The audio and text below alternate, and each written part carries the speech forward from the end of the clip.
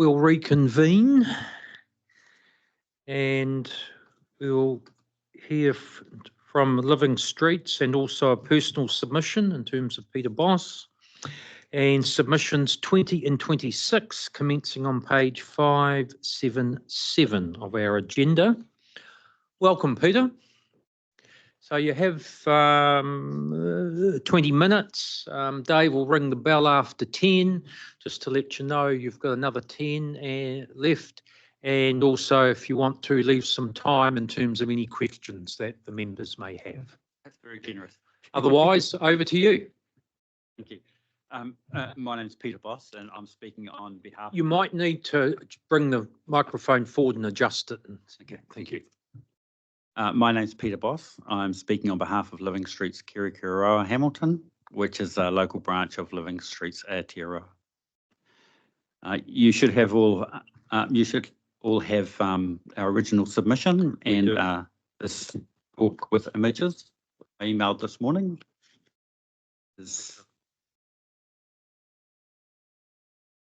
Yes, I think.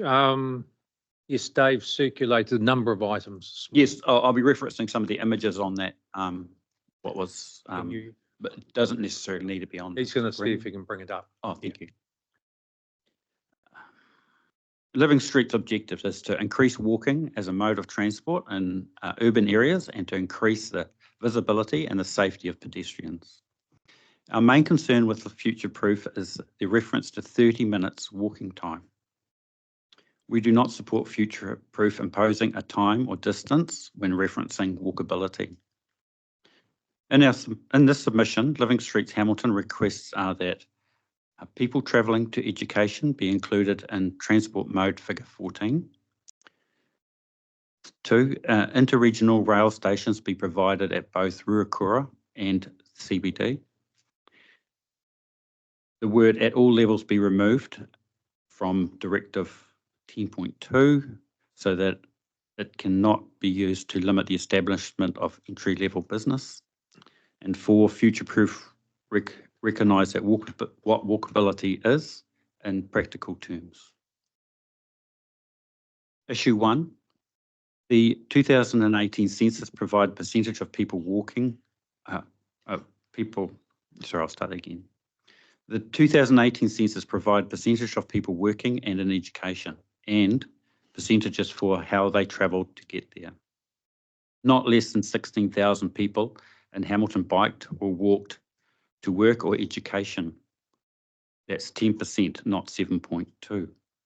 Not less than 86,000 people in Hamilton travelled by car to work or education. That's only 54%. The transport mode numbers in the image below do not include people who work part-time or study part-time.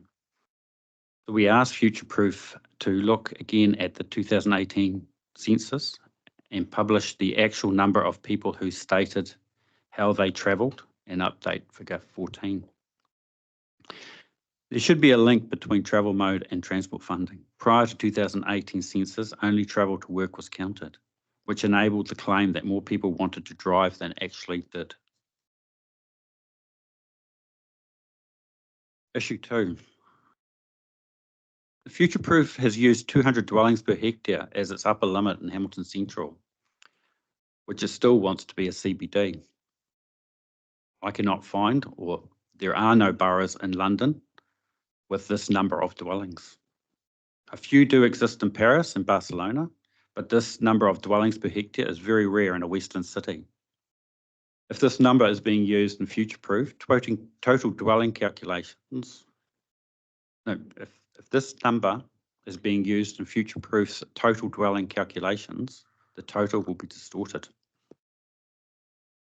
If we did get a high number of dwellings per hectare in the CBD, is it actually possible to move that many people in and out of the city centre without rails? We believe not. Travelling by rail provides work-study time. Waikato University and many businesses need people meeting face-to-face. Not having an interregional rail connection will slow growth. Because travel using other modes does not provide work-study time, and is not predictable time-wise.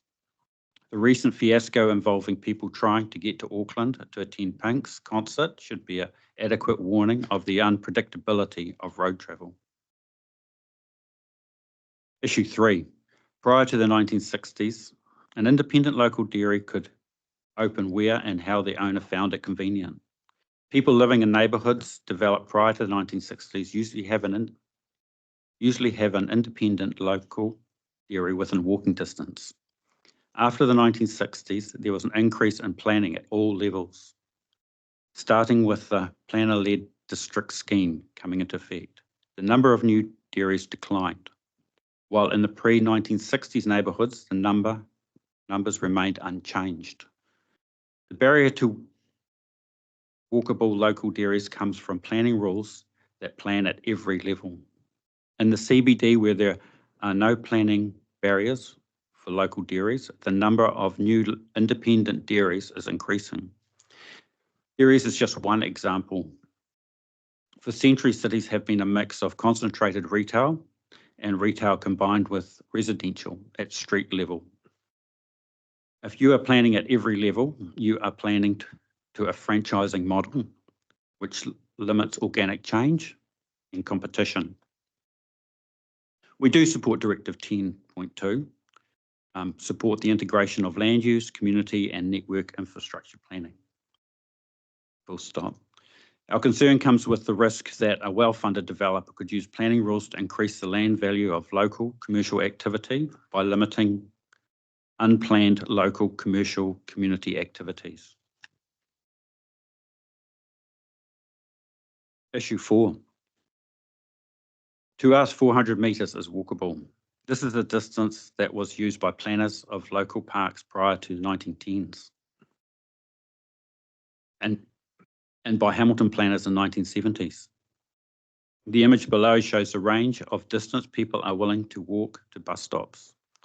For half the people surveyed, the walkable distance was somewhere between 100 metres and 300 metres.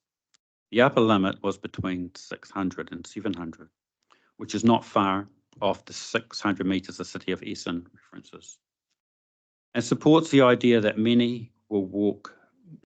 not many will walk more than 1 kilometre, unless of course they are the type that look good in athletic clothing, which many of us do not.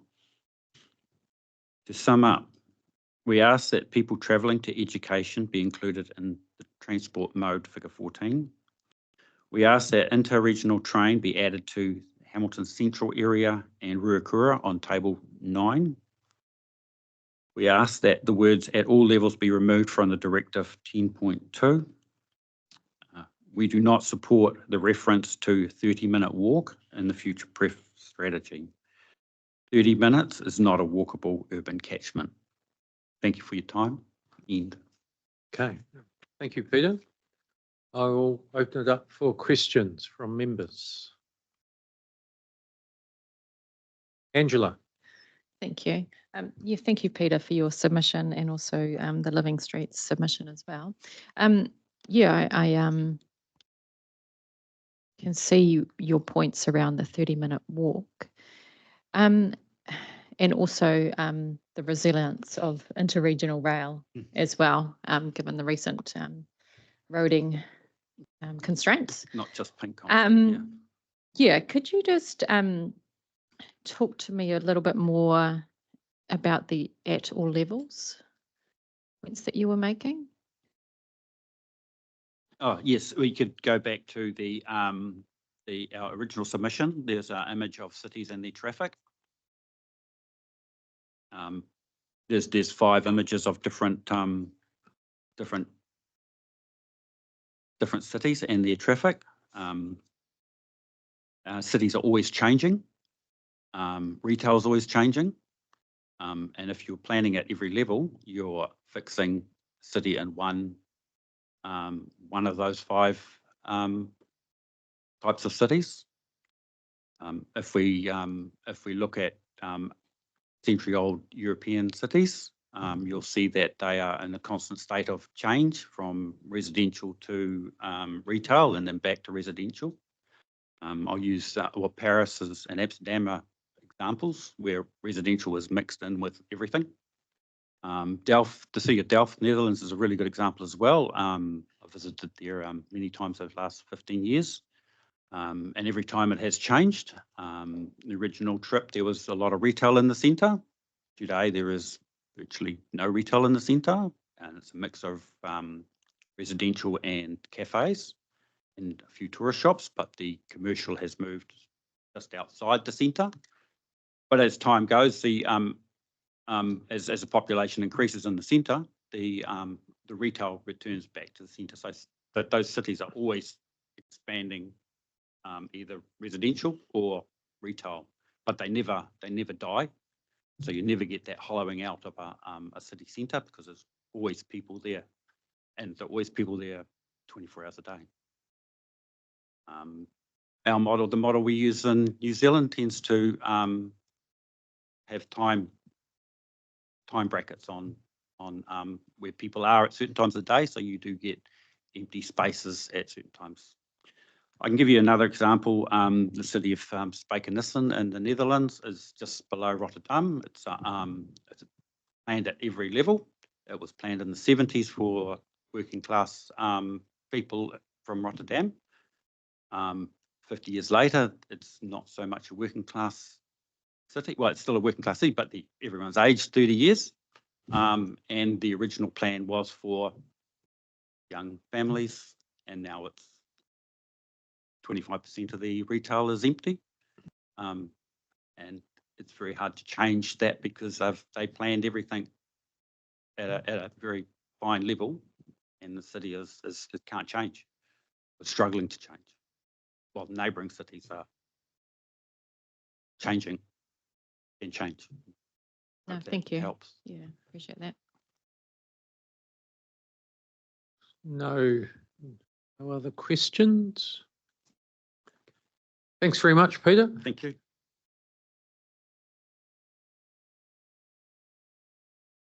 So we'll move to our next submission, KA Matamata GP Limited. Steve Cutfield, welcome. Just my list had you coming in on Teams, so you're here in person. I am. Show up and represent. No, that's fine. So it's submission 29 in page 585 of our agenda. So you have 20 minutes, Steve. Dave will ring the bell at 10 just to let you know. And if you want to leave a bit of time towards the end for any questions that members may have. Otherwise, over to you. Thanks very much. So my name's Steve Cutfield. I'm the General Manager for Classic Developments and also the Manager for the Kāaki Partnership. So here presenting on behalf of KA Matamata GP Limited. So this submission is made on behalf of KA Matamata GP Limited on the draft Future Proof Strategy 2024. Classic Developments and NZ Super Fund formed a partnership known as Kāaki, which aims to use the scale and capital of both parties to increase affordable housing supply in New Zealand by developing and marketing a range of sites across the country.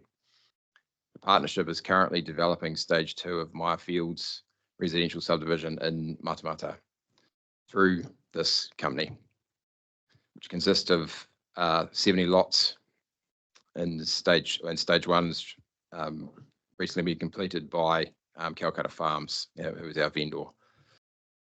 KA Matamata GP has plans to develop a further 2 stages. Stage 3 consists of 7.6 hectares of residentially zoned land under the MPDC district plan.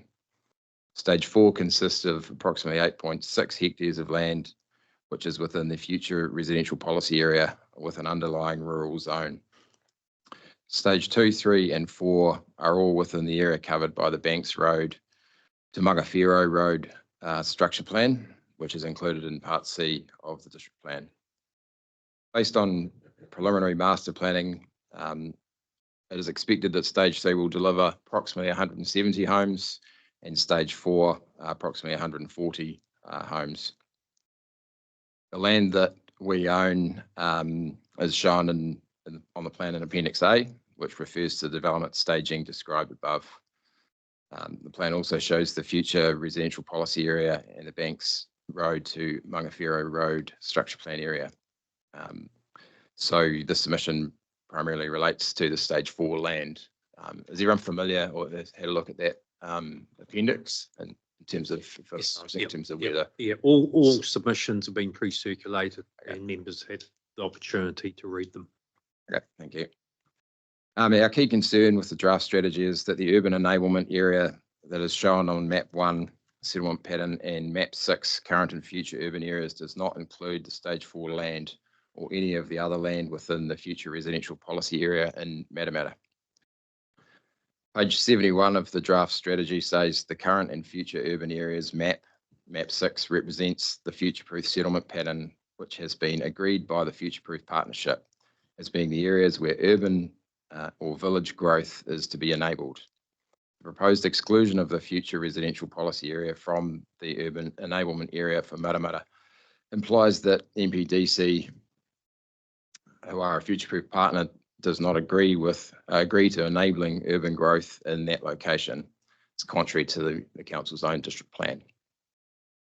The exclusion of the future residential policy area from the urban enablement area is also inconsistent with the statement on page 96 of the draft strategy, which says for Matamata Piako district, Matamata and Te Araha do not have sufficient housing capacity in the long term. This can be addressed through the future residential policy area, but will require rezoning through a plan change. The future residential policy area is well suited for accommodating residential growth in Matamata, in particular the land which is located between Maya Fields and Banks Road, including the stage 4 land. Excuse me. It is a logical next development stage due to its proximity to existing development occurring at Maya Fields and the ability of the land to be readily serviced via extensions of the existing and planned infrastructure in that location. Excuse me. The purpose of a future development strategy is to promote long-term strategic planning by setting out how local authorities intend to achieve well-functioning urban environments and provide at least sufficient development capacity over the next 30 years to meet expected demand, amongst other things. An FDS must spatially identify the broad locations in which development capacity can be provided over the long term. The draft strategy fails to do this for Matamata. Map 1 settlement pattern and map 6 current and future urban areas do not identify any additional land beyond current zoned areas to meet residential demand over the next 30 years, despite recognition in the draft strategy that the future residential policy area for Matamata will need to be rezoned to provide sufficient housing capacity. As such, the draft strategy does not promote long-term strategic planning and does not meet the requirements of the MPSUD. The draft strategy also contains following areas and shortcomings. Page 66 lists the Tier 3 urban environments within the sub-region.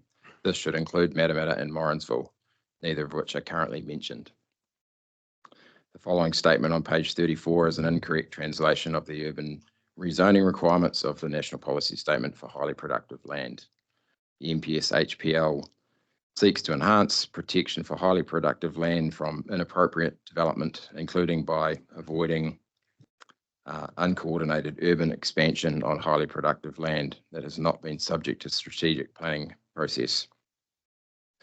Urban rezoning and rural lifestyle rezoning of highly productive land is only allowed where the requirements in clause 3.6 and 3.7 of the MPS HPL are met.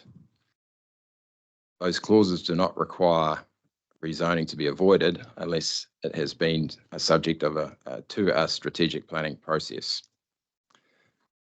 Page 74 contains criteria for out of sequence and unanticipated development. Page 73 suggests these criteria are embedded in the Waikato Regional Policy Statement, but there are differences between the criteria in the draft strategy and the criteria in the WRPS. APP 14 of the WRPS contains the criteria that are relevant to Matamata Piako district and which are not included in the draft strategy. The criteria in future proof should be consistent with the WRPS to avoid confusion and inconsistency and to provide a better efficiency for plan-making processes. There are erroneous reference to policy 6.14D in the WRPS on page 82, which should be updated now that the WRPS has been converted to a national planning standards format. These errors are within the glossary where some of the terms do not match the descriptions. So what we're seeking, submit a request following changes to the draft strategy, amend map 1 and map 6 to include the future residential policy area from the district plan as part of the urban enablement area for Matamata. Alternatively, include part of the future residential policy area that is located between the Myfields development and Banks Road as part of the urban enablement area for Matamata. Second point is add Morrinsville and Matamata to the Tier 3 urban environments, which are listed on page 66. And the third, make the following amendments to the statement on page 33 regarding the MPS HPL. So the MPS HPL seeks to avoid urban and rural lifestyle rezoning of highly productive land, except where the requirements of 3.6 and 3.7 are met.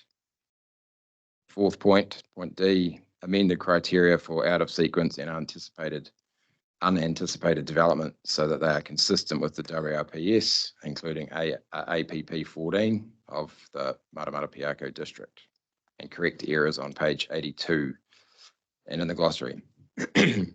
And obviously I'm here speaking to the submission. That's the end of our sort of written submission. Okay, no, thanks, Steve. I'll open it up for questions from members. Well, I'll kick off. Steve, in terms of those range of matters that you have outlined,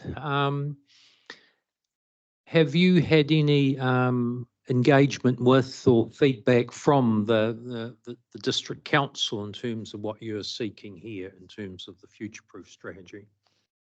We've been working with MPDC now for it feels like a couple of years, Ellie. I'm not sure how long it's been. A while in terms of the diligence we did on the property, but also the first round of consenting and conversations around the 8.6 hectares of the rurally zoned or within the future policy, residential policy area are just in their infancy in terms of us proceeding with private plan change to enable that work. I think there's some guidance within the district plan that refers to what improvements might be needed within transport networks and so on to support that growth. We've catered for those from a cost perspective. So with the servicing and our appetite to deliver housing, I think it's worthwhile retaining and pursuing. Okay. Thank you. Any other questions from members? No, they don't appear to be any. Thanks very much, Steve, and thanks for the clarity that you've presented this submission. No problem. Thanks for your time. Thank you.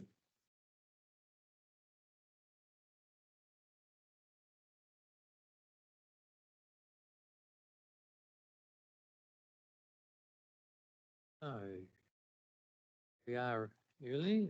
We've got Fiona Scott at 11:30. I think that provides an opportunity to. Well, can we do the out of sequence report? So if we can move then, I'm just trying to, the agenda, where are we? Page is it?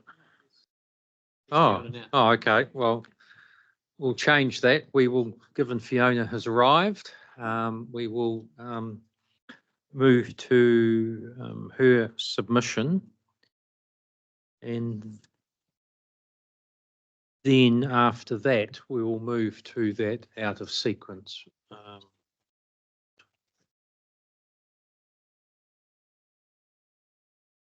Oh, I didn't expect to be put in the hot seat so quick. I was not expected to be here to half past.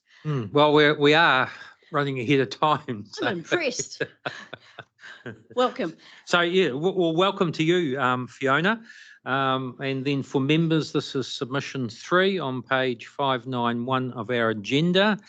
And I think you requested 5 minutes, Fiona's. I probably hopefully won't need that long, but And then when you I'll be are finished presenting, there may be some questions from okay. members. So otherwise, over to you. Thank you. Hi, good morning. Managed to struggle through the Hamilton traffic and be here. My question is to put to you, good people, is it possible, just a simple request, when you are planning what's happening along our riverways, is it possible to include a shared path along there for horses to use, similar to the shared path that's running an operation around the Kapiti coast, used by walkers, cyclists and horses very successfully. As a horse rider, I'm a member of a number of groups, 2 specifically that I am in contact with weekly, even more often. Horse, which is a group, Hamilton older riders that have been in the Waikato for about 40 years in operation, and a more casual group that's run weekday trekkers, and there's 400, I think it was about 450 members when I last looked, just a casual group. We love to go horse riding. We're not competitive, so we don't ride in a ring. And very limited on places to ride in the Waikato. We spend a lot of time travelling out of the area, which is a shame. And I've met people in the Bay of Plenty who actually travel from Auckland and further north around to this area and look for places to ride. But unfortunately, the Waikato is very limited. So that is my question for you today. Is it possible? Okay, well, certainly that'll be considered because we're not deliberating today. So we're hearing from everyone and then Yes. we'll be discussing all of the submissions and making decisions on those in the first week of May. But having said that, I'll open it up for questions. James. Thank you, Mr. Chair. Good morning, Fiona. Yeah, so I hope, as you know, Madam Atapiaka, we're doing our LTP, so I hope you're doing a submission there as well. I will be. Yeah, no, that's good. That's good. So I'll look forward to hearing from you on that day as well. Yes. You just Matamata is a bit of a tricky one because we look at the kaimais and we look at the cycleway. Yeah. Then we're not allowed to ride in either or on either, and No, great frustration. No, I think that's a combination of cycle and road right next door and all that kind of stuff. But I won't, I won't get caught up in all that technicality. But so you just say, so there are, I guess you, with your group, you're going around private properties at the moment. Yes, we continually pay to go riding. We do have access to Raglan Beach now, which was denied of us for a short time until it was corrected. Yeah. We have a small piece of land that the Waipa owns, Sainsbury Road, a small reserve. It's only 40 hectares. I mean, horses need a distance to stretch their legs. We need about 10, 15, 20K. What's the Kapiti Coast one? Yes. I mean, you make mention to it. I haven't Googled it. So I remain ignorant of it. So what's the key? I mean, how is that funded, and how does that work practically in terms of sharing between? I'm guessing it's walking and biking and. Okay, I don't know about the funding. I think it all came about when NZTA built the new roading down there. It runs along the side of the road. I've seen it. They even have traffic lights for horses. It's a bit of a hard case. There's also space along the Otaki River, I believe, where they ride. Right. It goes for about 35 kilometres. It's quite some distance. Okay. I thought horses were colourblind. I didn't know about the traffic lights. But, I know, you know and I suppose just well, I think on my feet that we're just. I know Auckland has regional parks for Yeah. horse riding. Waikato doesn't have the land. So that's why I'm suggesting, is it possible along the river? Yeah, I suppose the deposits that horses leave might be an issue. They can be collected, picked Mm. up, taken away, just like a pooper scooper with a Yeah. dog. No, so just so that was just curious about the funding model down there, and I don't know and, that detail. and whether you have, I suppose when we see you for our LTP, just I suppose if you can take that on board, and maybe you might have some answers along those lines for us. But thank you. Carolyn. Thank you.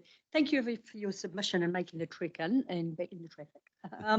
So on that note, you're obviously aware that this region is surrounded by Hamilton City. Then we've got rural and provincial councils surrounding. Yes. And like Councillor Thomas, also Waikato District are actually undertaking a connectivity strategy where we're actually looking at opportunities for some of our bridle trails and some of our paper roads, etc.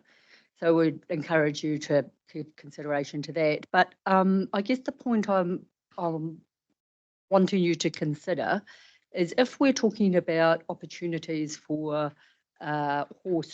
modes of transport by horseback and on the river, are you proposing to be bringing trucks, horse floats into the city centre to offload and then use those access ways? And do you envisage that that could be problematic? Not in the city. I'm asking if there's a path that is opened up out of town. Okay. I don't know how big your plan is. Yeah. Okay. All right. So you're not talking about necessarily in the metro area. You're talking No. I know that's unpractical. Right. Okay. Yeah. Okay. Thank you for clarifying that. Okay. Angela, did you ever? No. Okay. No, that's fine. There's no further questions. So no, thanks, Fiona. So as I said, we'll be deliberating early May, and then all submitters will be notified after that. Part of our process, though, after our deliberations, we then make recommendations back to all the partner councils and agencies. So that just takes a wee while to go through the process. But once that's completed, you will be notified in terms of the decisions the panel makes in terms of your submission. Thank you for listening. Yep. And don't hesitate to take up James's suggestion in terms of engaging on the Matamata Piako LTP. Yes. Thank you. Okay, thanks. So we've got 10 minutes before our next submitter. So I was going to move to, what do you want to do, staff submission? Do them both. Okay. Do them both. Okay. But Nikki's going to come to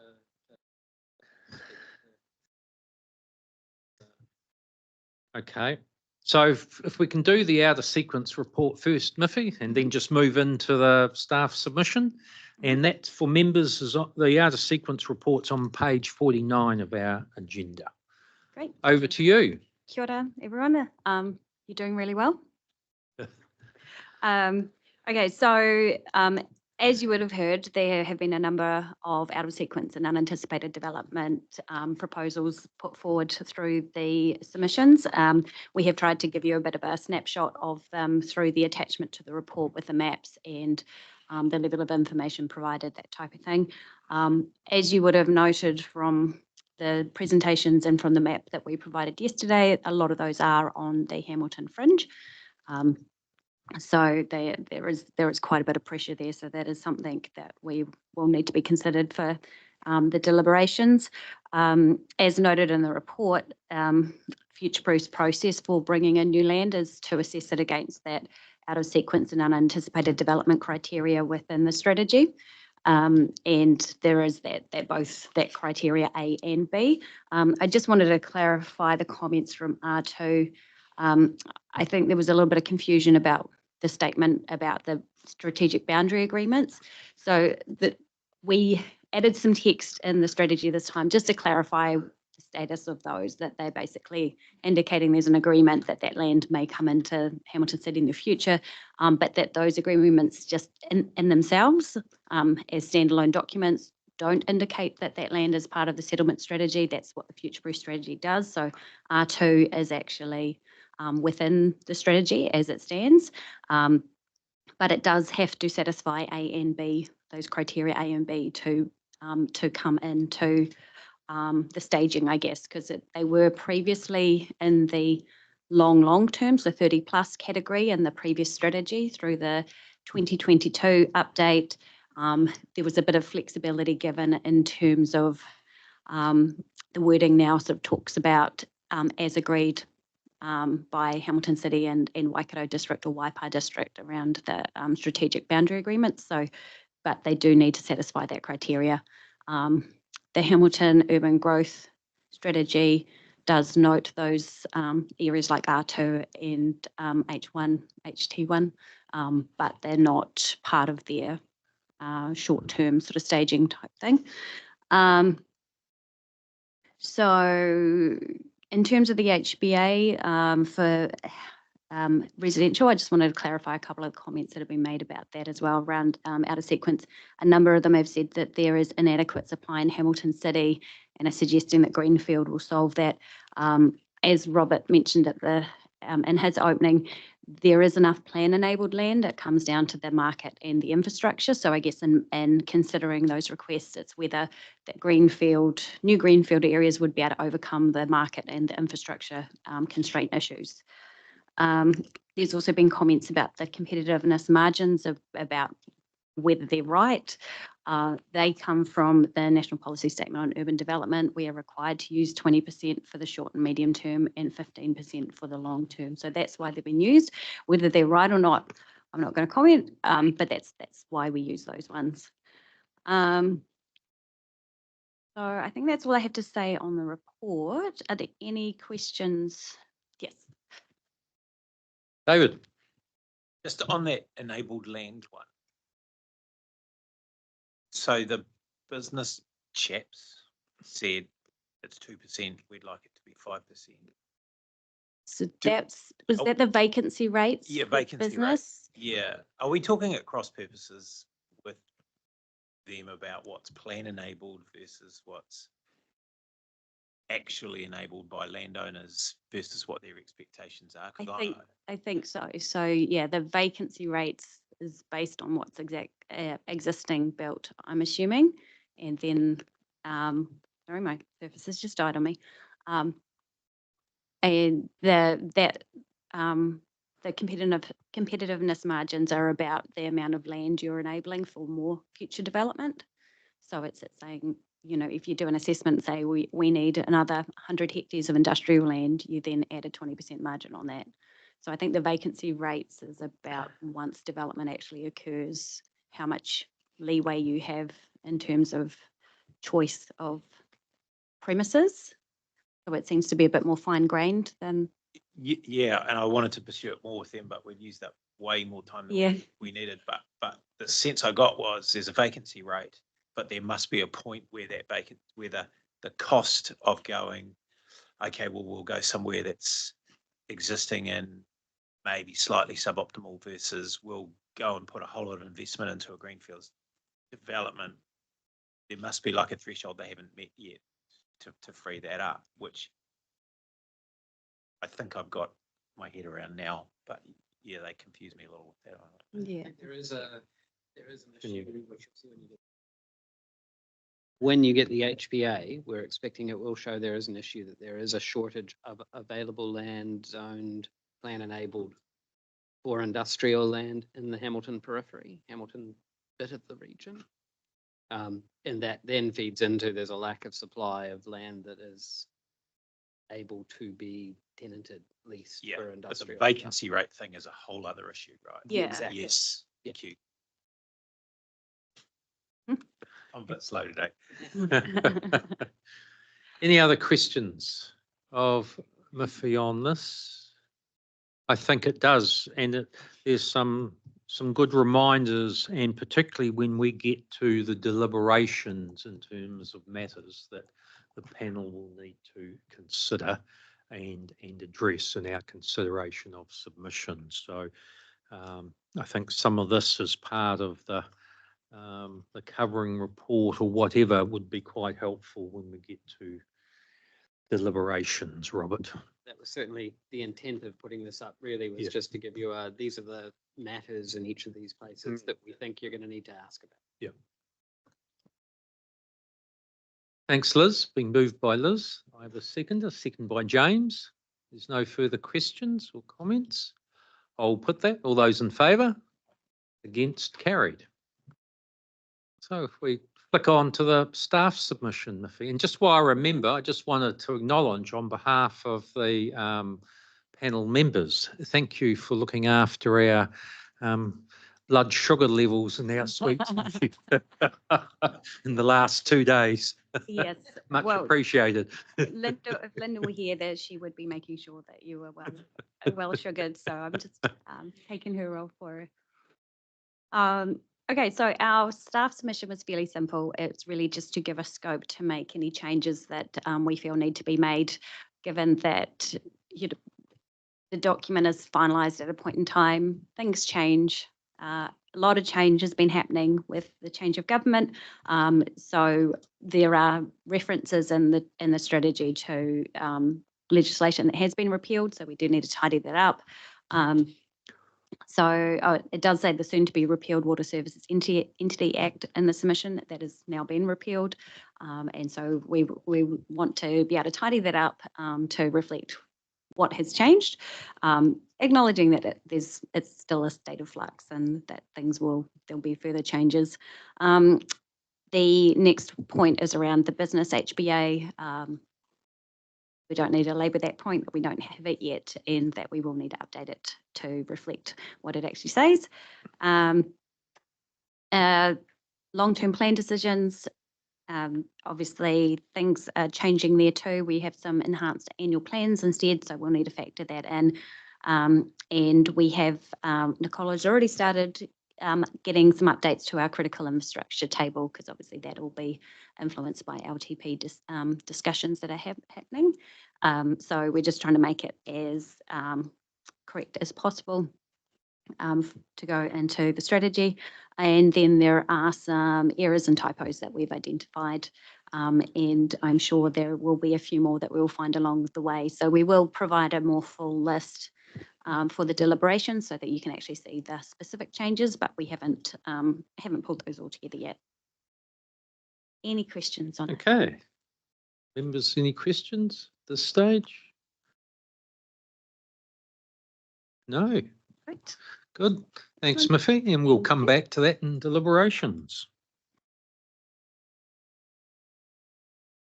Okay, so we'll now move to here the Waikato Housing Initiative submission, and that's submission 40 and commences on page 592 of your agenda. So if the team can come forward.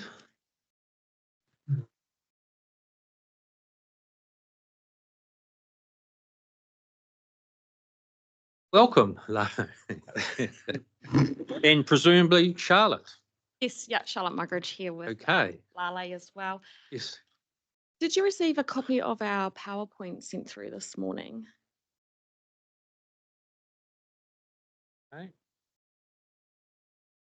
While Dave's sourcing that and putting it on screen, so you have what have we got? 15 minutes, and we will let you know after 10.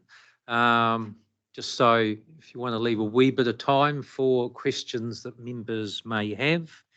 All of the submissions have been pre-circulated and read by the panel members. Okay, Cool. PowerPoint's before us. That's all right. Over to you. Yeah, is there any way for us to control that, or will we need to just No, say if next slide? you highlight it to Dave and he will move it forward.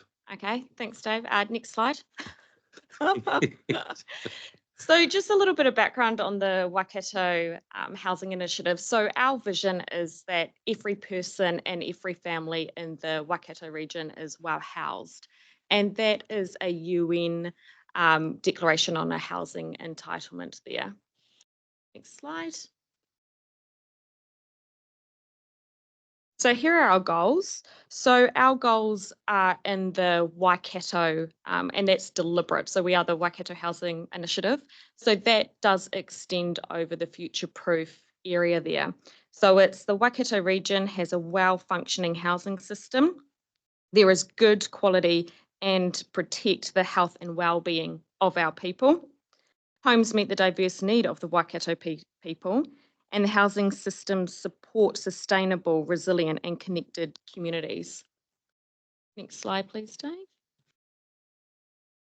So here is a list of our current goals, and I'll just elaborate on a couple of these. So what we know from our research, and we've got our famous data lake, is that there are enough houses being built, but there aren't enough affordable houses. And we've got the words up there, integrated affordability. So what that means and what our vision is that affordability shouldn't be placed in one particular area for one particular development. We shouldn't be taking money and saying, look, we're going to do 12 units here that are all going to be affordable. Our view is that the best approach to this is having integrated affordability through each development itself. So each new development that's created, there is a percentage of affordable housing, and that would make a resilient community. Next slide. So why is this important for future proof? Next slide. So affordability, I don't think is anything new or that anyone here hasn't heard about. And we've got the stats and the data that shows that affordability just isn't happening here and that we're not meeting that demand through these regions. Next slide, Dave. So here you can see the gap of what the price range is and what is affordable. And there's a huge gap in that area, and that's broken down between the districts themselves. So if we look at the next slide, the current system that we are using is not working, and it will not deliver affordable housing. And when we look what's happening in the community, we're seeing that dwelling consent numbers are dropping, and there's a changing economic conditions for that reason. And we're also seeing a huge decline in construction companies going bust through this period as well. So here we've got 183 that have fallen over because of that. So if we want a different outcome, then we need a new model and a greater mix of housing. And we need someone to commission the building at a scale with integrated affordability for a housing ecosystem change. Slide. So what is interesting on here is developer feedback to affordability and what that looks like. And this sort of changes throughout. So a couple of comments on here it's looking at, well, it's too expensive to develop land and include affordability. Councils make it too hard, the process is too long, it's too expensive. Who will commission the affordable houses? They need some certainty. How do you then retain affordability and create a sustainable way that is created from the outset? Ultimately, supply will calm the market. Next slide. So looking at all of that and knowing that we have an affordability crisis here in the Waikato, what do we need from Future Proof in relation to your strategy? So we need a policy change, and Future Proof is in a position to lead on adopting affordable concepts within its strategy. We need local policies as these make a difference, and we cannot rely on central government. We need affordable housing delivered by the private market, so not relying on councils to develop this, but encouraging developers to do this within their developments. And we need integrated affordability throughout all of our communities. Sure. Kia ora tātou, mā lora sui fua maua, mai langi mā, Lali Ramia. Had the privilege of being involved with the WHI for quite a while. Although Charlotte referenced that we would like Future Proof to consider these things, we also acknowledge the fact that we've been part of Future Proof for a little while as well. And so there is a bit of a history of understanding these concepts. Nice for us to be able to hear the government echo the three big rocks that we've started from day one: land, policy, and funding. And so that's been the cornerstone of our view for the whole of the Waikato since we've started this process. And all of the work streams, the 6 of them that we've got going at the moment, of which policy is a key driver and of which inclusionary zoning is one of those key tools, it's about being able to make sure that we can connect that story now that people are willing to hear in it.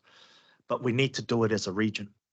And it's great speaking to Future Proof because I've missed speaking to the whole 11 TAs when Waikato Plan was alive in that space.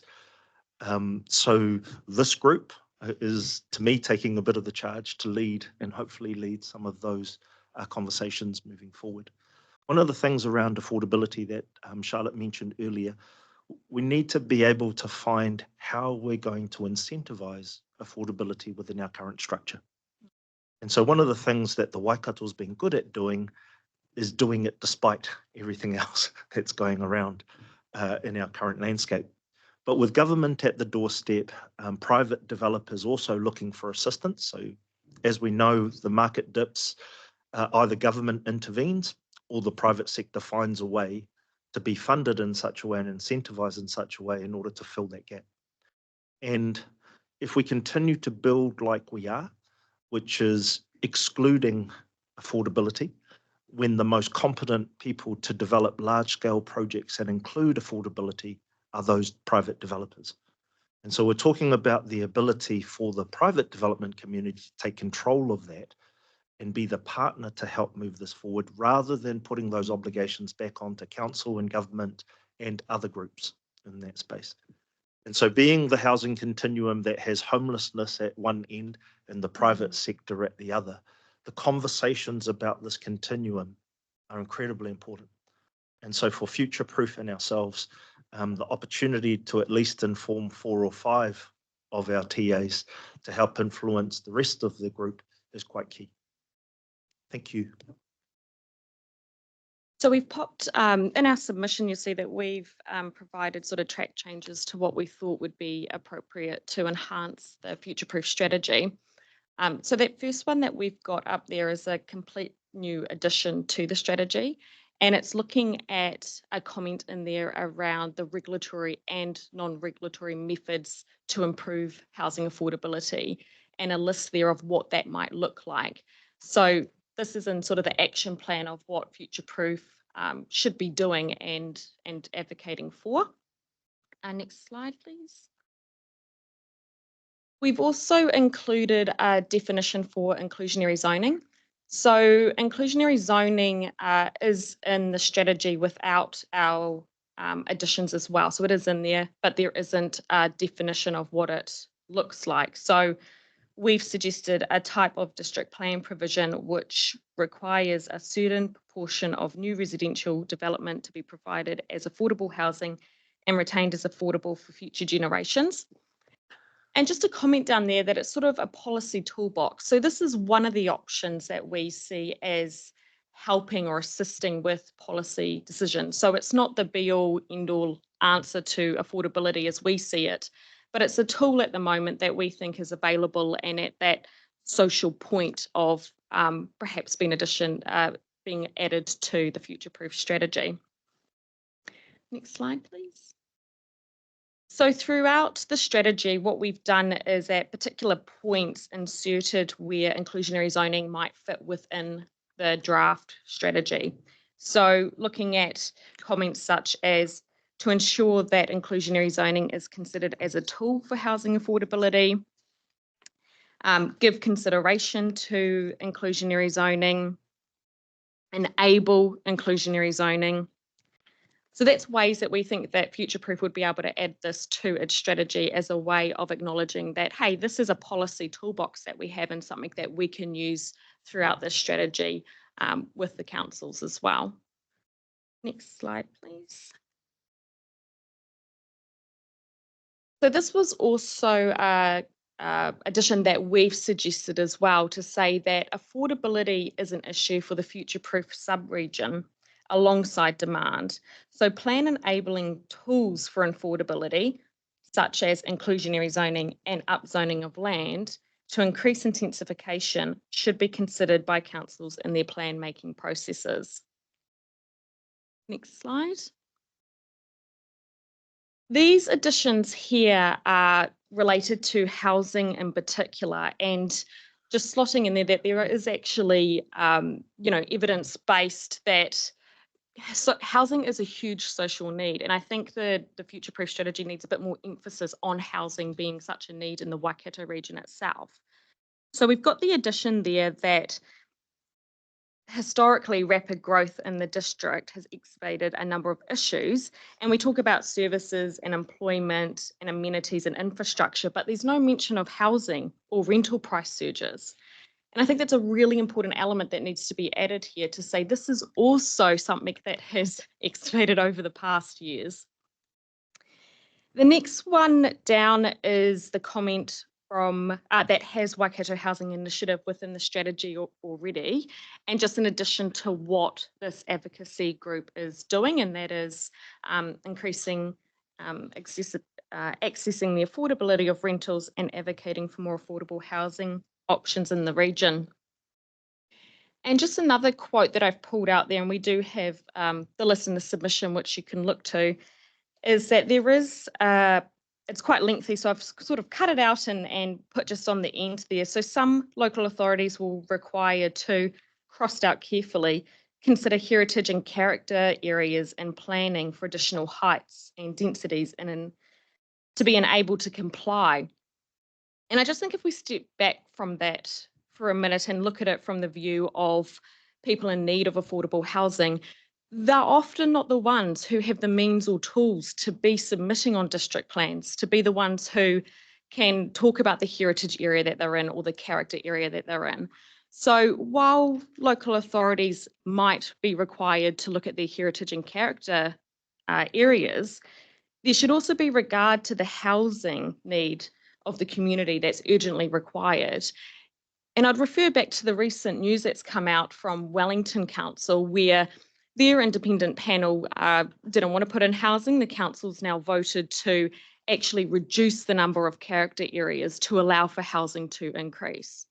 So we won't know the outcome of that until the minister's decided, but I think that's a bold action that should be reviewed and considered here, that reducing character areas does increase housing and is a way to assist in affordability. And then the final slide,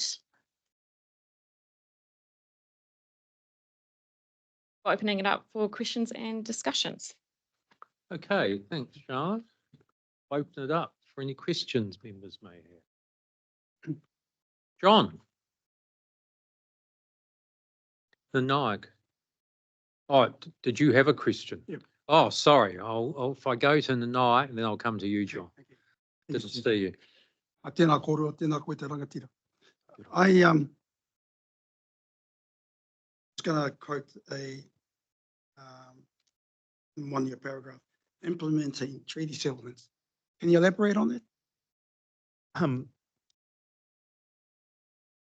So one of the key things and one of the key discussions that we've had during the WHI in this process is iwi has been a key member of this group for quite a while.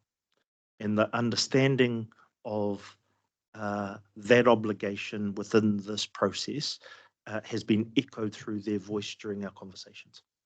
And so it's not about our interpretation of that as much as what their voice is in regard to understanding what this means to iwi directly. Kia ora, kia ora. So part of that would be based on Te Tiriti or Te Tiriti o Waitangi being two separate documents. The second one of the document is based on 8 translations with the 4 principles compared to the original document was Te Tiriti. So how would that align in terms of what your explanation? Yeah, sorry, are you talking about a point in the submission? Are you able to just guide me on Yeah, you what got, number it is? I think it's on 45, under the Whenua Growth Management.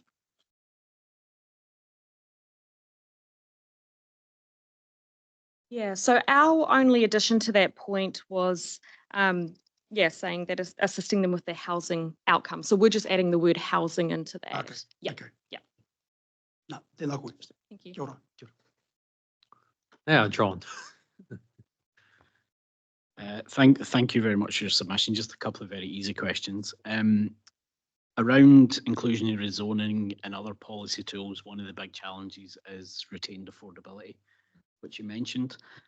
Could you talk to us about any sort of examples or tools that you might have in mind around how you deal with that challenge around retained affordability? Sure. So John, as you know, the continuum of affordability has that North Pole and South Pole reference. And so that North Pole, South Pole, 90% of the mean average, and as the minister's currently referencing a 3 to a 5 now in terms of household earning multiple. When you look at that, the bottom end is still a continuum referencing tenure in that discussion. And so there are quite a few different examples about what tenure models might hold that retained affordability aspect across the continuum. Obviously, the progressive home ownership into the areas of the integrated communities piece with private ownership is a harder one.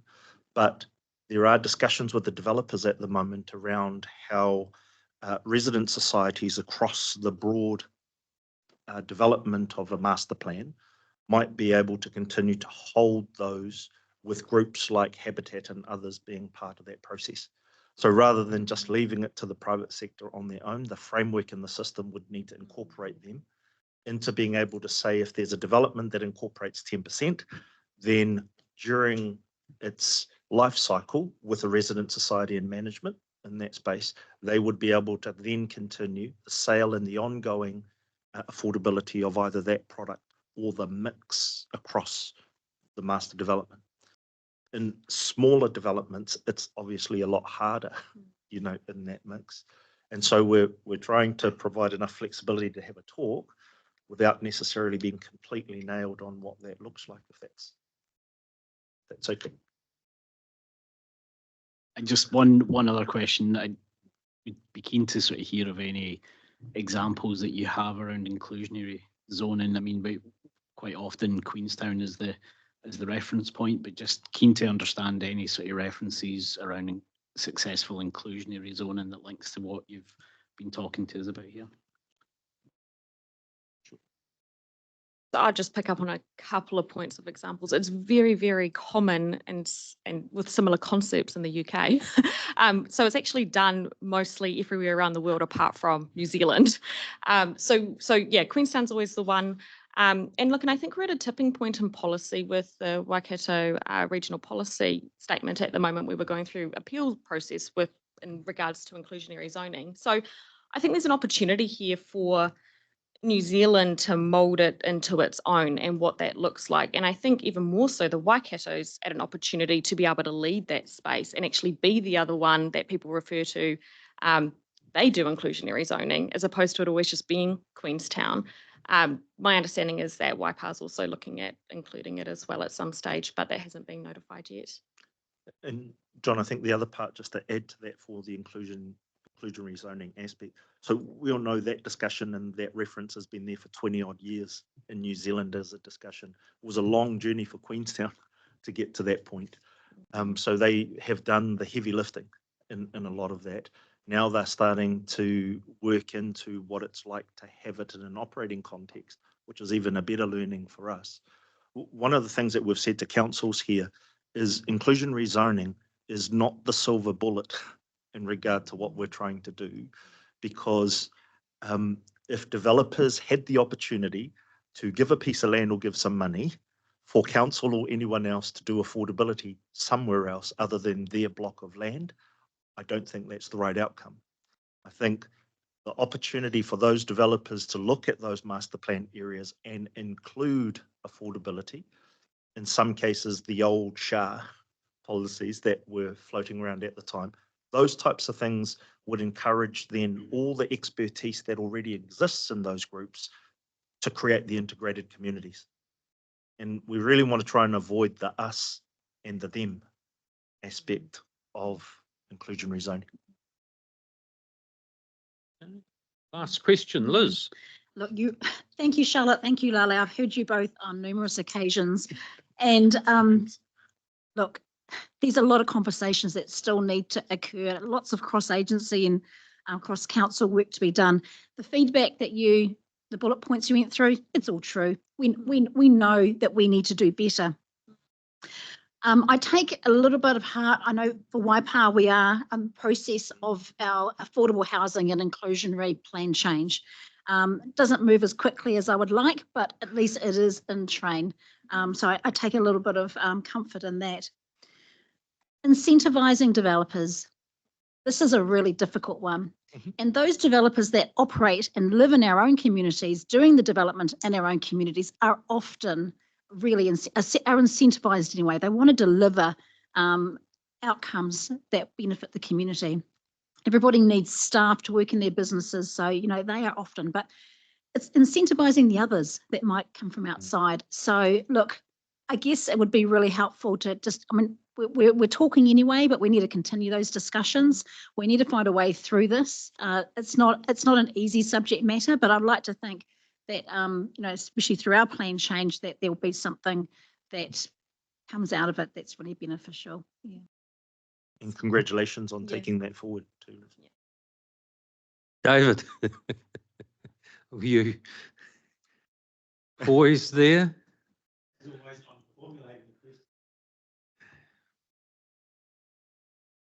You might not be able to answer this. It strikes me that the inclusionary zoning and especially the retained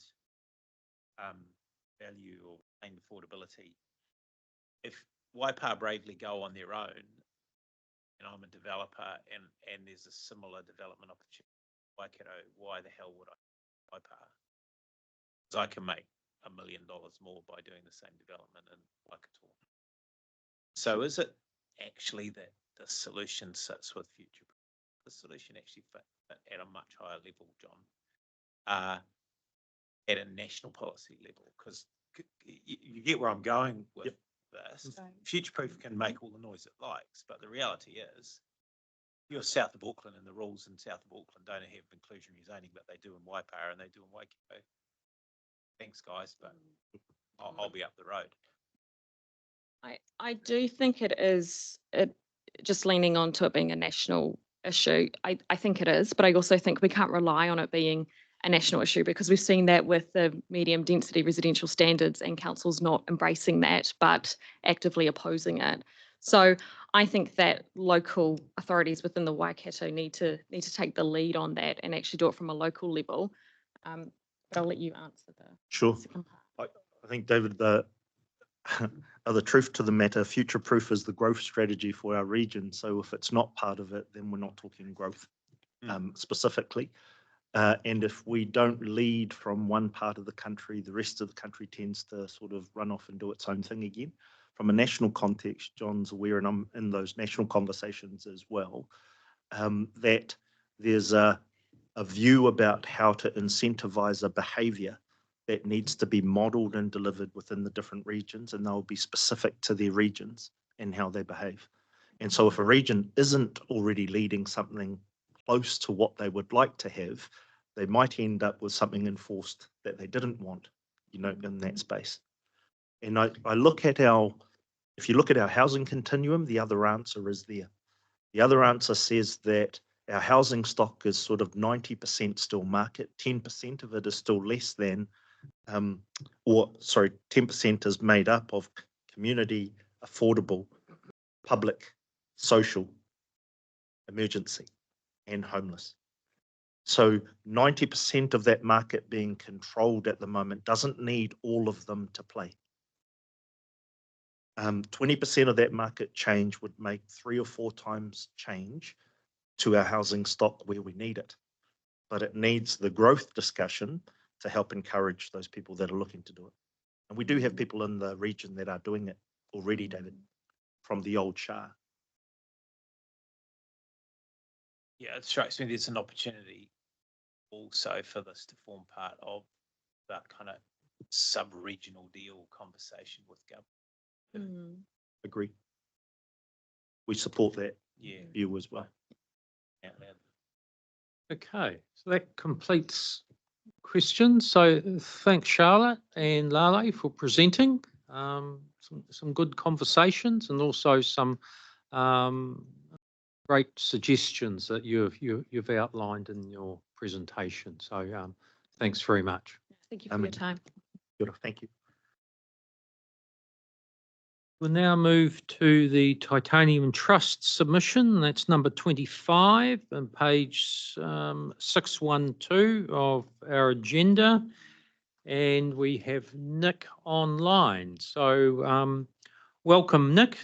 You've got been allocated 20 minutes. We'll let you know after 10, and that's just for the purposes of you then leaving a bit of time, if you wish, in terms of members being able to ask any questions within the 20-minute slot. So all the submissions have been pre-circulated. The panel have read them.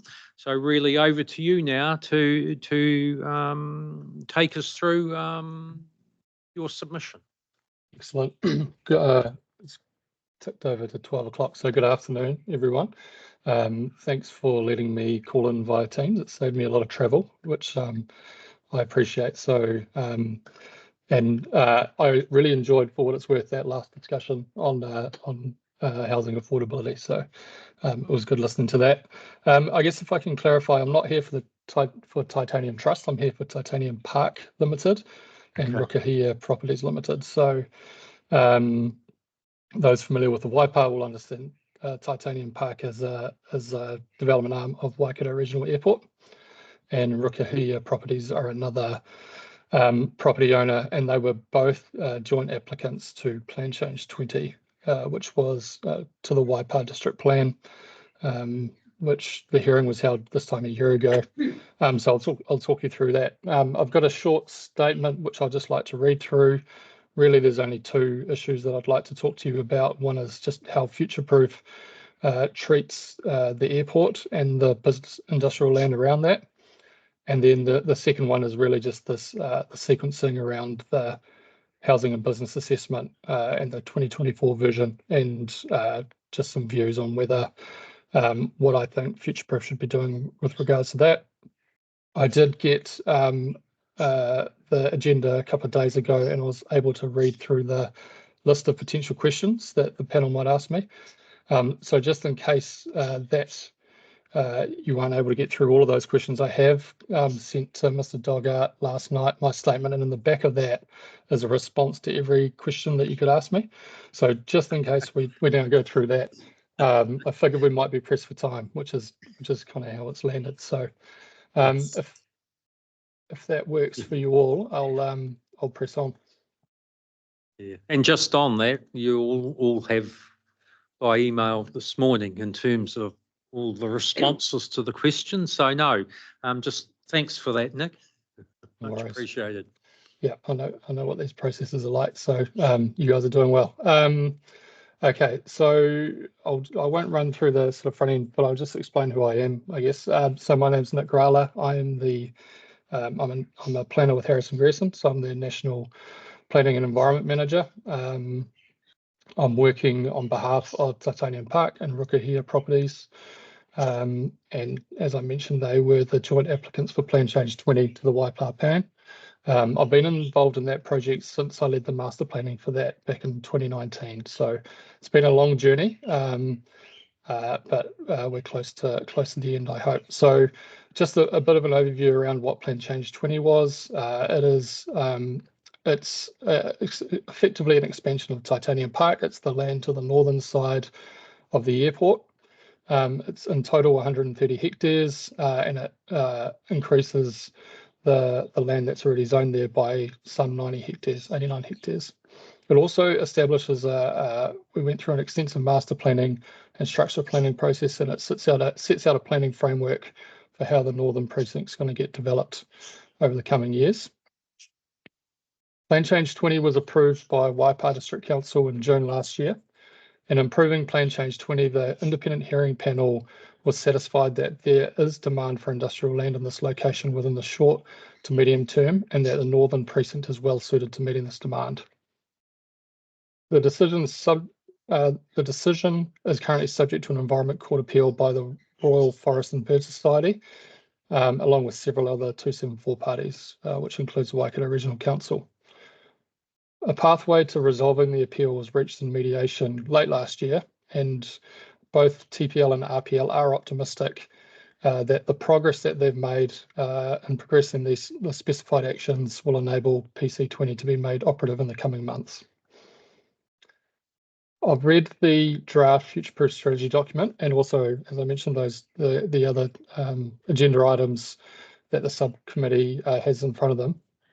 And so what I'd like to do is just really focus on two things. The third thing is, I guess, giving you guys the answers to the potential questions, but I've covered that already. So the two topics really are, the first one is the airport as a strategic industrial node and an urban enablement area. And then the second one really is this question around future-proof and whether it should precede the yet to be completed HBA, or Business Development Capacity Demand Assessment 2024. So if I can turn to the first issue, which is the airport as an industrial node, strategic industrial node and urban enablement area. Yes, I support what Future-Proof has done in identifying the airport and the surrounding airport business zone as a strategic industrial node, as well as an urban enablement area within the strategy. However, the draft strategy limits the strategic industrial node and urban enablement area to the extent of the airport zone that existed pre-Plan Change 20. In doing so, the strategy fails to align with a Northern Precinct extent that has been approved by Waipa in its Plan Change 20 decision. And it also fails to provide for an appropriate strategic direction for the longer term expansion of the Northern Precinct beyond 2031. So if I can just pause there, effectively what Future-Proof has done is has picked up the zoning that has applied to the airport in the years preceding Plan Change 20. That's now moved on. The airport, the TPL and RPL have progressed a plan change that has been approved. It's been appealed, and it's likely that the plan change, the appeal will be resolved in the coming months. So I think by June is my estimate that the Plan Change 20 for the full extent will be made operative. So at the very least, in my view, the strategy needs to align with what that current framework is. But then it shouldn't stop there. It's a long-term growth document, and it should go beyond that and look at what next, what happens in that longer-term perspective.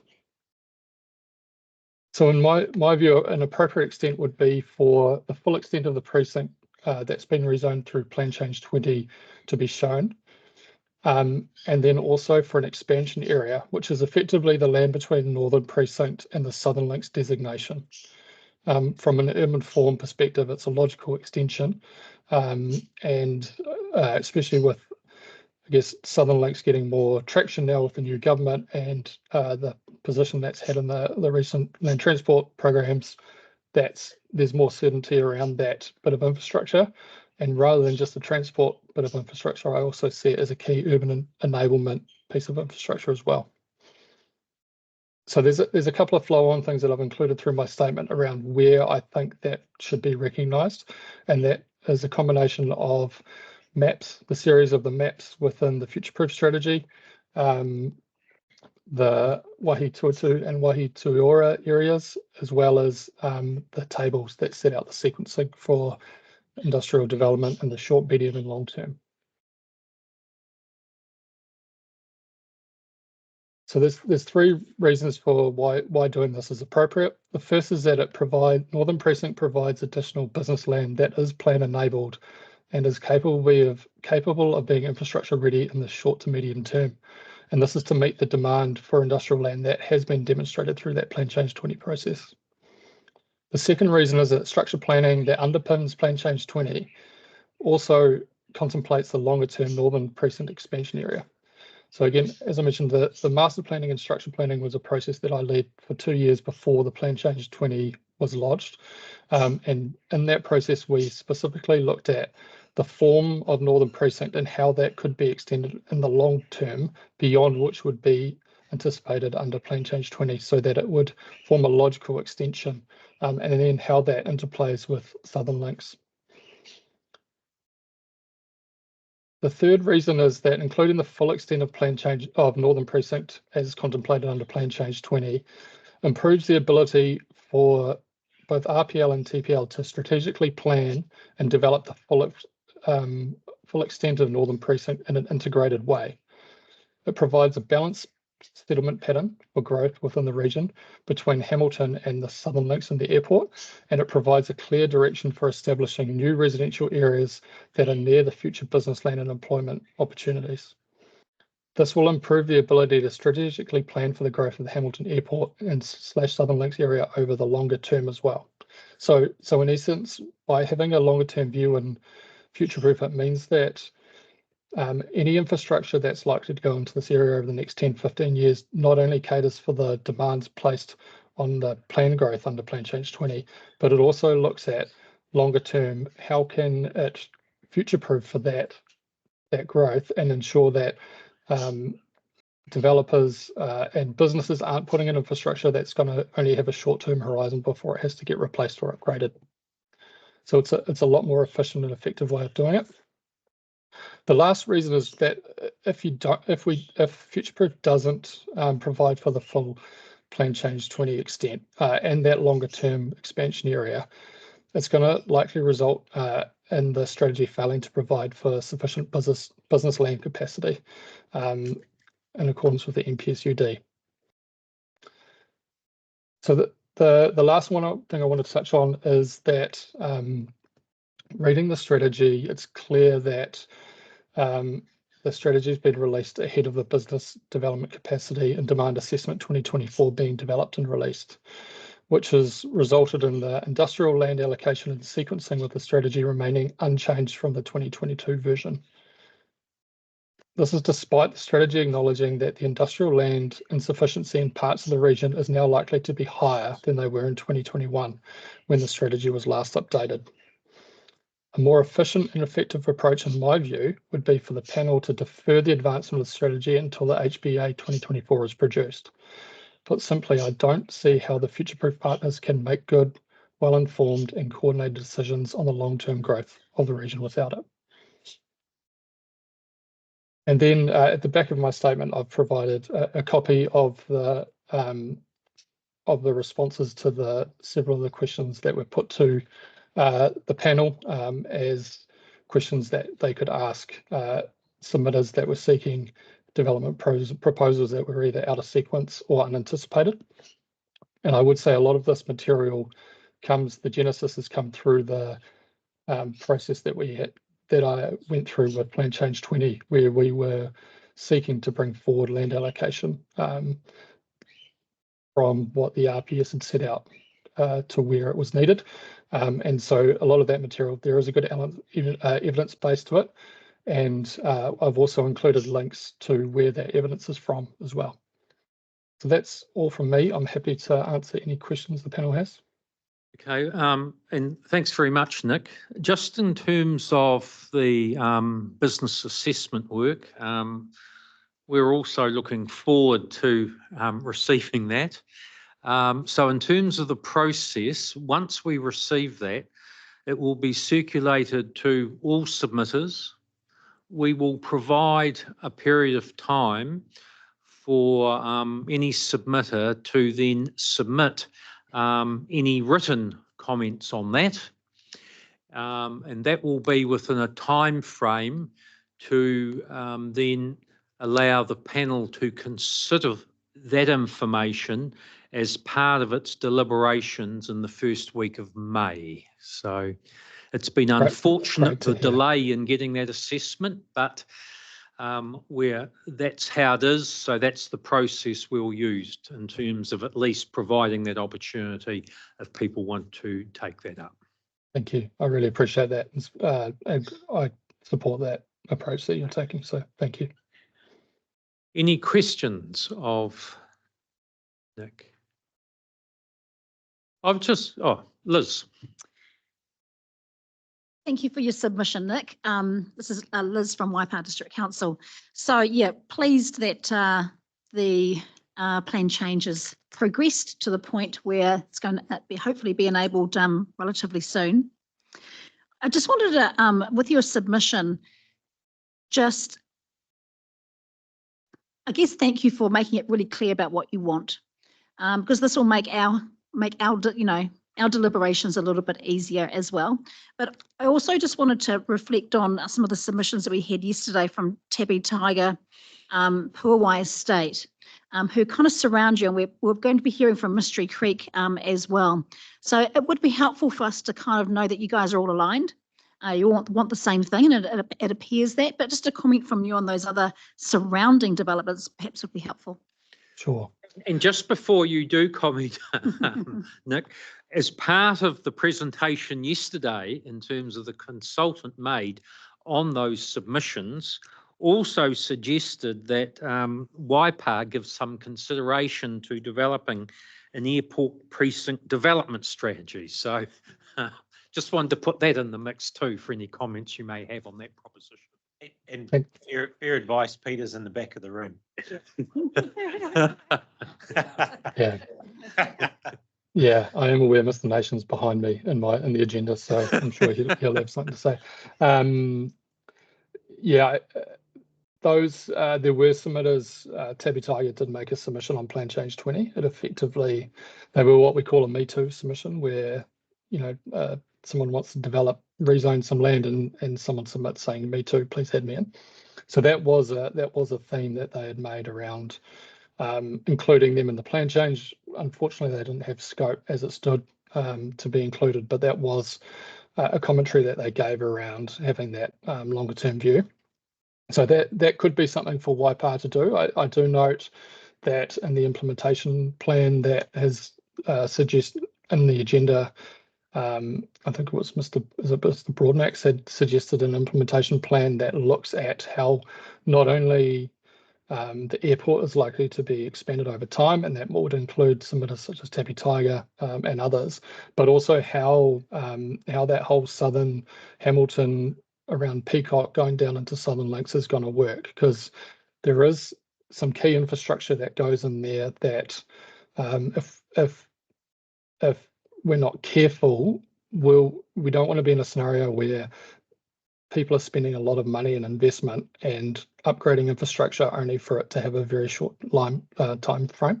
And I guess that's where I'm asking the future-proof panel to look at it.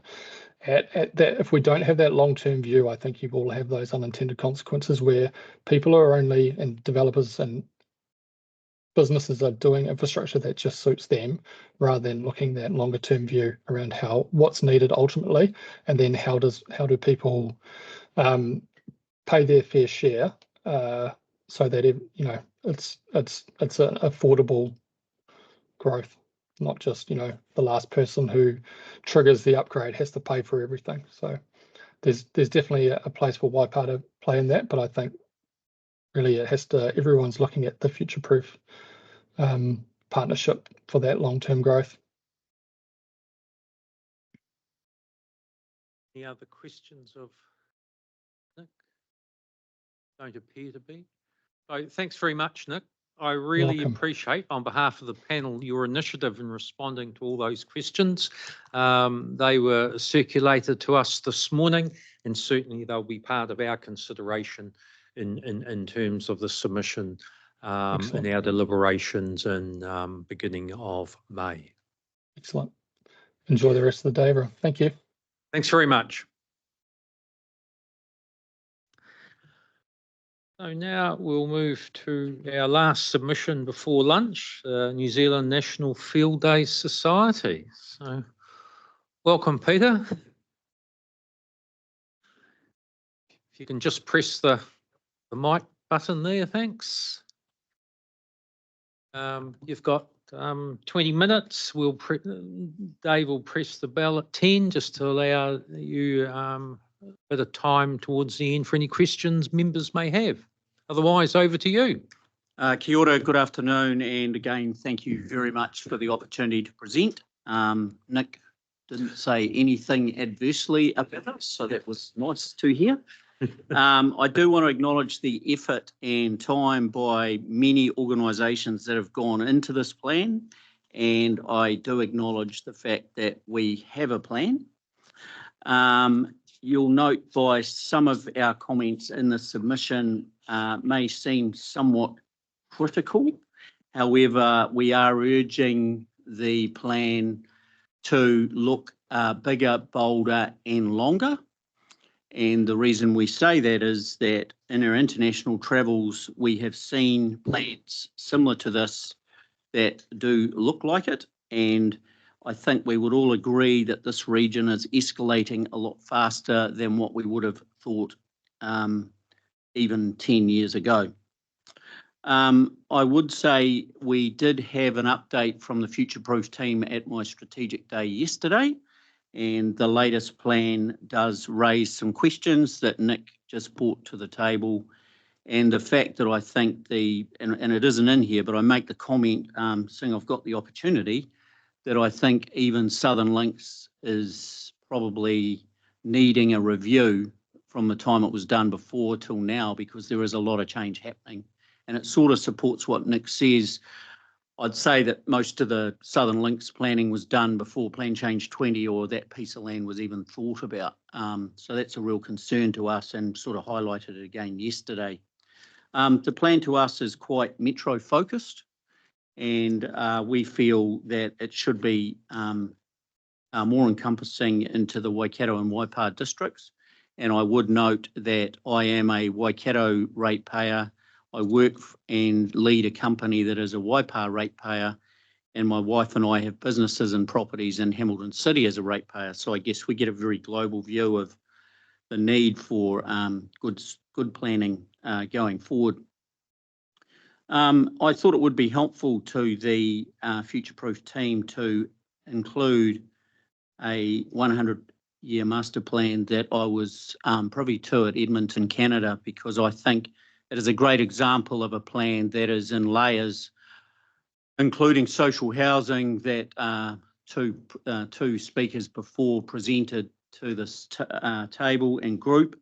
It also includes very future-focused planning and agreement around water, Class A land, infill housing, city growth, and has been signed off by all boroughs for the next 100 years. So there's no chance of any land being left to a planner inadvertently coming along in 5 years' time and changing its status.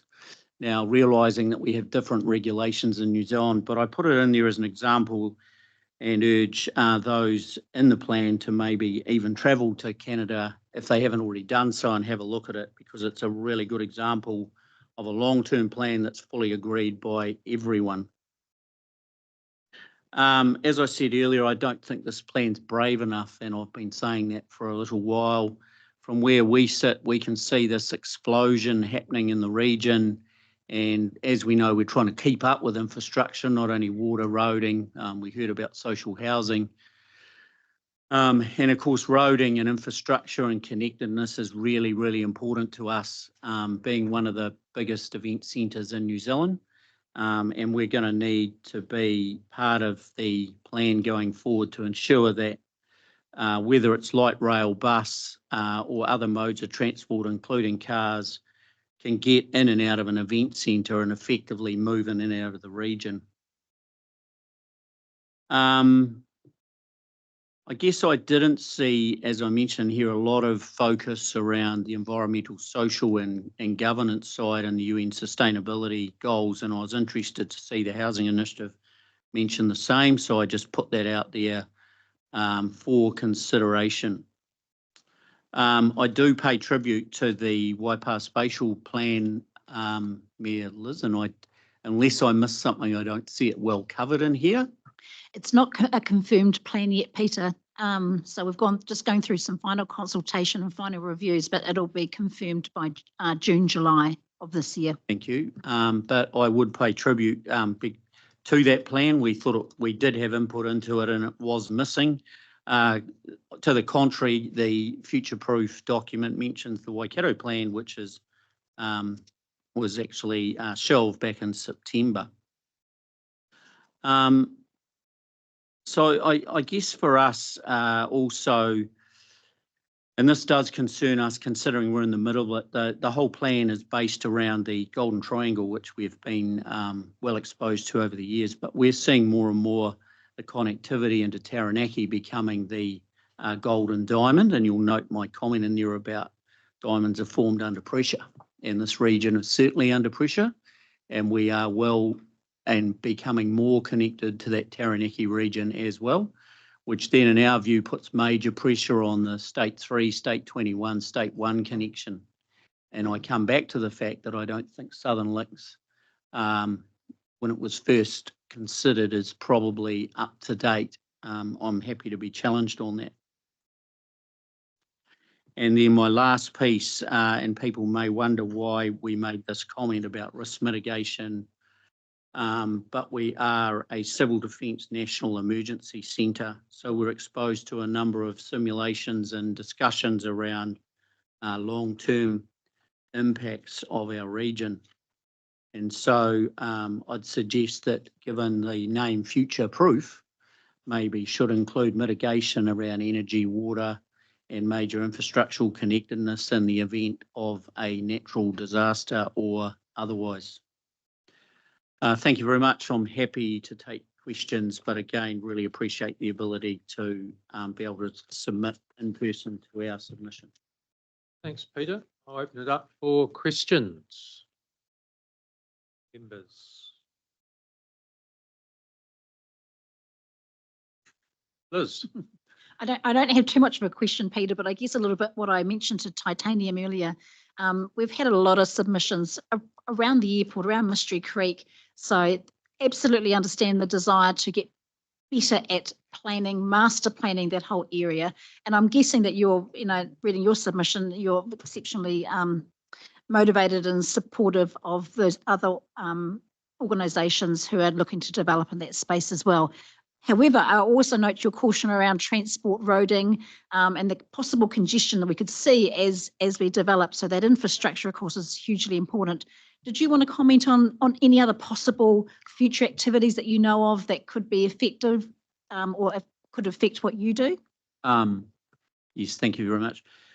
So we do have a sort of formal arrangement with the airport. We did not oppose Plan Change 20 on the basis that we could see the form into Southern Links, but what we are witnessing every day, and I see my good friend David Spears here, he's been sent photos by me at times, the impact on State Highway 21 on a daily basis, because we all travel it, is becoming dangerous, and the traffic tails every morning, every night, Liz, are extraordinary, if you like, and that whole volume is building. And I think I mentioned in my submission the interconnectivity. So everyone's moving from Cambridge to Hamilton and vice versa. So that's becoming a problem in itself. I welcome the comment before about maybe looking at our area, I don't care what it's called, as a major growth cell. In spatial planning and that, we've talked about Hautapu and Ohaupo, but I think our region has some inherent, or our little pod, if you like, has an inherent challenge coming towards it because it's got a massive growth cell called Tamahiri, where I live, and it's expanding at a huge rate, albeit the country club and other things. You've then got what the airport's going to do, and they're talking in a span of 10 years, and it could be sooner, who knows. Then you've got Peacocks developing, and then you've got our increase in events, and we're seeing more and more events out of Auckland because we're only an hour 20 now, and they're quite big events. And then on my drum of Taranaki, you're getting that integrated transport volume as well. So that area is just becoming clogged, and I'm not exaggerating. So it does need, I think, some separate planning and thinking and review. Hey, Peter. Oh, did you have another one? I'm just going to, because you're, I think, our last person before lunch, and we're kind of on time. I was just going to mention something I talked about yesterday with Jeff Furness and Tabby Tiger, and their request for the airport business zone on that side of the road, and for an agri-tech activities kind of overlay as well. And I said to them, what are we going to do with the golf course? What do you think? Oh, that's the golf course to decide. I have talked to the Furness brothers. They talked to us about going with them. But, you know, we're an event business. And we have some unique zoning, particularly in that Ashton Block area that has science and education across it. But again, if I and I won't talk for the golf course, but we submitted against the developments around Lockhill Road. We lost that submission, but there's a classic example of a really small T intersection, which is entering a state highway, and in our opinion, again, and we remain so, and we have crashes there most weeks, albeit they're small, but one day it's going to be more serious. That new industrial area was zoned for 800 truck movements a day. And you've got effectively a international golf course using the same road, plus us providing major car parking just along the road. And you don't have to be a planner to work out that we're starting to have a problem. And that submission by us and others was sort of rolled over. And of course, those smaller contributory roads, including Mystery Creek now, because it's a runner from Leamington and the Cambridge development into the airport, Hamilton City South, you can wait up to 5 to 10 minutes to get out on 21 now, and that's quite a long time. And at times people are taking risk. So I'm just, you know, urging people out there, and I welcome the opportunity maybe to have a more focused hub development, which integrates well with State Highway 3, 21, Southern Links, State Highway 1. Because we will become a more important asset to this region and New Zealand as a major event centre as the population grows. And I made a comment at the LTP for Hamilton City the other day. What does this region look like with 500,000 people dropped into it in the next 20 years? People are calling me, I'm philosophising, but let's see. Because if it is, we're not ready, and this plan, I would argue, is not ready either.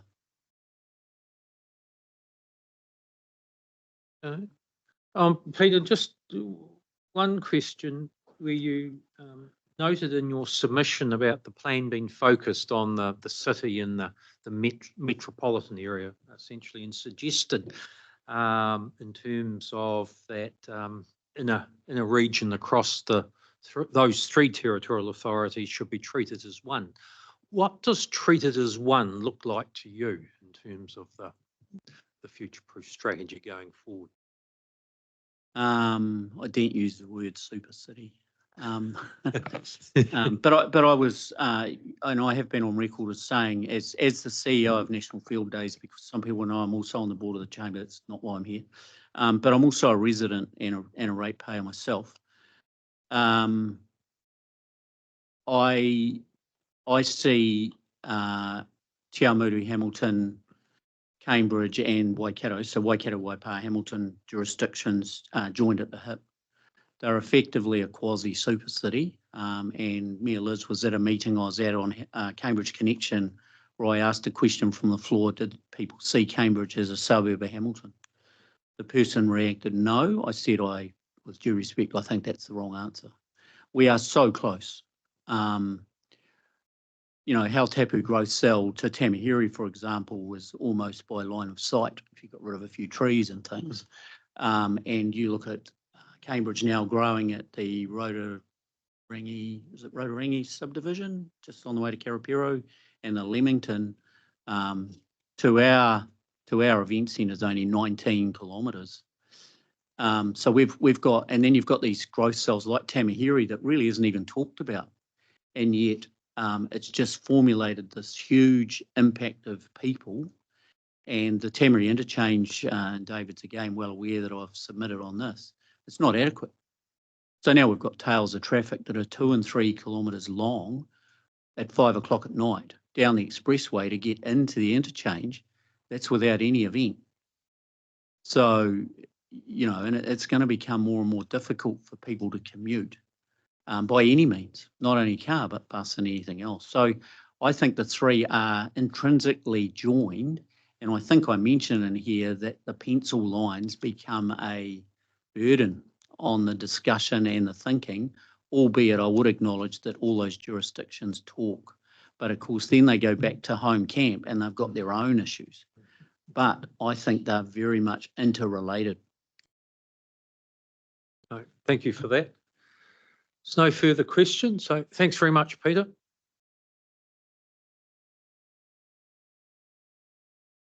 We will now adjourn until 1:10. We will hear from respect of the Upton and Miller submission.